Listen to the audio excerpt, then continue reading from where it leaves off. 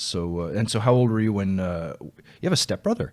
I do, yeah, and his name's Daniel as well. Yeah, he's in Kitchener right now, I think. You know, and is he older than you or Same age, same age? Yeah. How did that like when did you guys move in together? How did that go? Yeah, we moved together when I was probably about 10, I think, and my mom was with this guy named Steve, and he's still a really good friend of mine, and then Daniel and I were the same age, and we're still pretty close now. How did that go? Like, It's tough. It's tough sometimes, like being the same age, coming from a different family, and we definitely had our issues once in a while, but for the most part, it was good. like Good friendship came out of it. what was the first day? I find stuff like that really fascinating. Yeah. It's like because I had two brothers, both younger than me, and it was all sort of one nuclear family from Yeah. the 70s. My dad had a high paying job. We had two cars. Mom stayed home, and it was great. Yeah. But the type of brothers and sister relationships that you have completely shapes your personality as you grow up, and you've got a very unique one, right? So it's Yeah, same name, same age. I also have two older sisters. One of them's 12 years older than me, and one of them's 6 years older than me. They're your So big mom's gap sisters? there. Yeah. Yeah.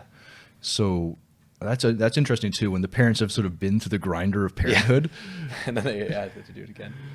So yeah, like that. What was the first day like when you like? How did that even go? I remember a phone call. I was working at this camp outside of Ottawa called Red Pine Camp, and I got a phone. I called my mom on the payphone when I was working there, and At 11? oh no, I guess I wasn't working there. I guess I was just camping at that point. I worked there at 16. Okay. And I called her on the payphone, and she told me that I had a new somebody was going to start kind of living with us part time, and his name was Daniel, and he was my age, and I was really excited, and I was like, Oh, that's interesting.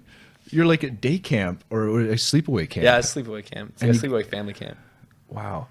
And you got the news, but you were excited. Like I was very excited. Yeah. I guess were you like a Harry Potter fan when you were a kid? I'd say so. Yeah. Did that sort of like, I find people, they sort of imagine, I want an interesting, adventurous kind of circumstance to erupt in my life, and like having a strange kid with the same name come into your life. That's Pretty much interesting. like going to Hogwarts. Pretty much the same thing.